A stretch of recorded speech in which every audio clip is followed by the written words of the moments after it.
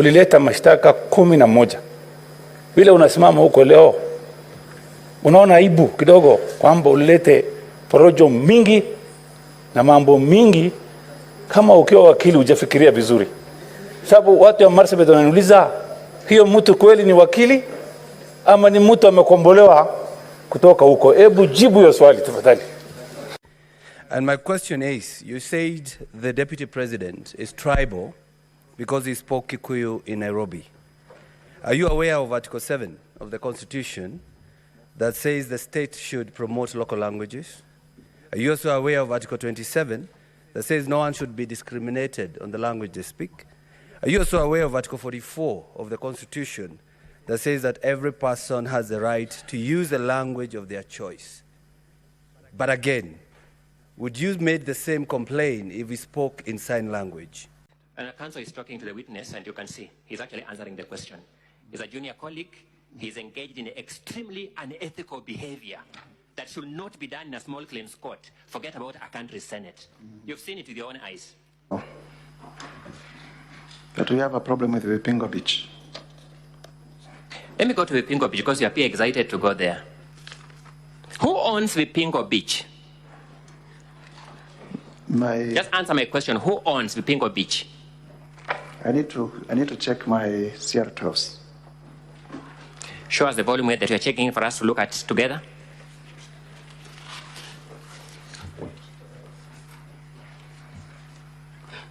Mr. Speaker, I wouldn't mind a time indication of how much time I've spent. Vipingo Beach, on volume 2A, page 18. You spent 40 minutes of the 2 hours, and Thank you. There's an additional 10 minutes for Thank when we had a problem with the video. Thank you so much, Mr. Speaker. Give us the page number kindly. Page number 18 of 123, volume 2A. Yes, proceed. Who owns Vipingo Beach? Keith Ikino Rigathi, Kevin Gachagua Rigathi, and the estate of the deceased James Nderito Gachagua. Let me go back to the beginning. You're a lawyer by profession. Yes, I am. You know the meaning of ownership of a company? Yes, I do. How is ownership of a company manifested? In shareholding and... Okay. How many shares does Keith Ikino Rigathi hold? According to your own exhibit.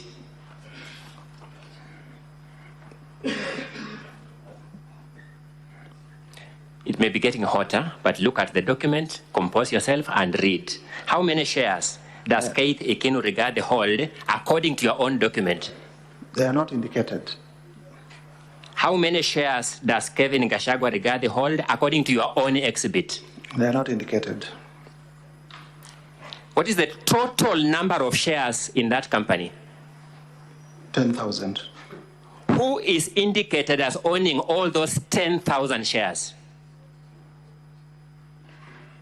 There is a shareholding by the estate of the deceased James Nderito Gachagua. It is the estate of the deceased James Nderito Gachagua. True or not true? They own 10,000 shares. What is the total number of shareholding? 10,000. They own all the shares. They own 10,000 shares. What is the total number of shares in that company? 10,000. So they own all the shares. The estate of the late James Nderito Gachagua owns all the shares according to your document. It would appear so. Is it so or is it not so? From your own document. It on the face of the document would appear so. Do you doubt this document you have given us? No, I don't doubt it. Thank you. The deputy president then in defense says, this is a property owned by the estate of my late brother. Is he speaking the truth or not? From your own document. The deputy president says, this is a company owned by the estate of my late brother. Looking at your own document, is the deputy president saying the truth or is he not saying the truth? Remember, you are a lawyer all the time. The estate of the deceased James Nderito Gachagua owns 10,000 shares. Out of how many shares? I wouldn't vouch for the truthness of the deputy president's I'm saying testimony. The estate of the late James Nderito Gachagua owns 10,000 shares. Out of how many? 10,000. Mr. Mutuse, you told me you are a lawyer. Yes. And let's be lawyers now. Yes.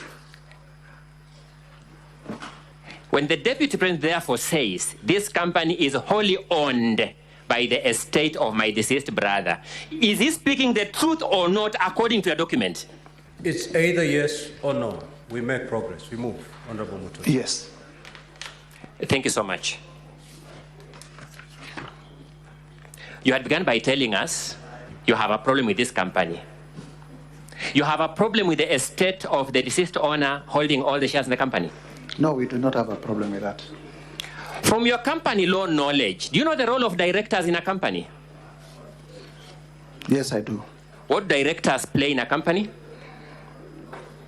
They direct. Directors are management. They manage. They direct the management. Correct. The leadership. What is wrong with these two boys managing this company on behalf of the shareholders who are disclosed? What is wrong against the law? There is nothing wrong. Okay. The value of this hotel is part of your 5.2 billion. True or not true? It is. Are you willing to deduct it now from that? Because you can now see who owns it. At the appropriate time, we will show. Are you willing to deduct it? No. Thank you. By the time you are giving us that the wealth of the deputy president was 5.2 billion Kenyan shillings that you allege has been acquired for the last 2 years, did you access the wealth declaration from EACC? Number one. Number two, under the NCIC Act and in Mudama's case that the courts ruled, is shareholding part of the definition of the word incitement?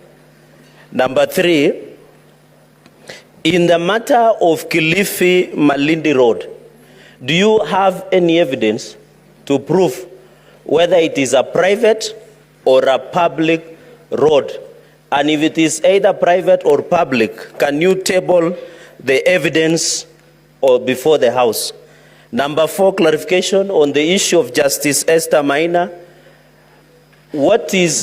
Are you telling us that since the deputy president is the deputy president of the Republic of Kenya, does he not have a right as a citizen of Kenya not to bring any complaint against any officer, including judicial officers? When you hold shares, what are you called?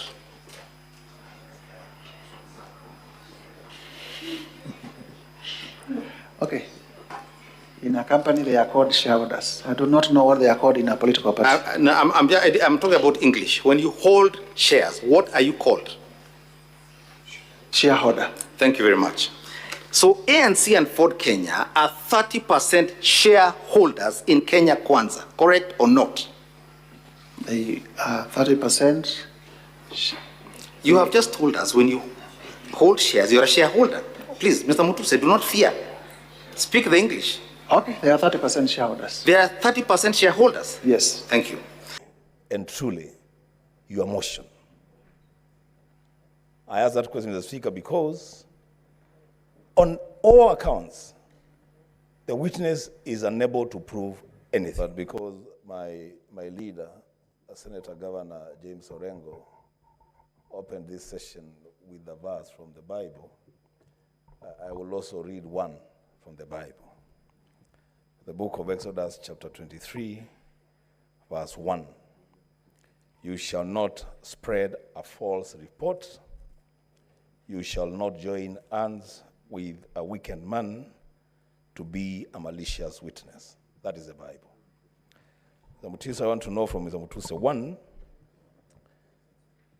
is this impeachment motion really and truly your motion? I ask that question, Mr. Speaker, because on all accounts, the witness is unable to prove anything. Is this your motion, or are you called to just sign a motion, then to come and defend it here? Secondly, in the oath of office for the deputy president, it is required of him to diligently serve the people of the Republic of Kenya in the office of the deputy president of the Republic of Kenya. The people that reside in the Mount Kenya region are Kenyans. What is so wrong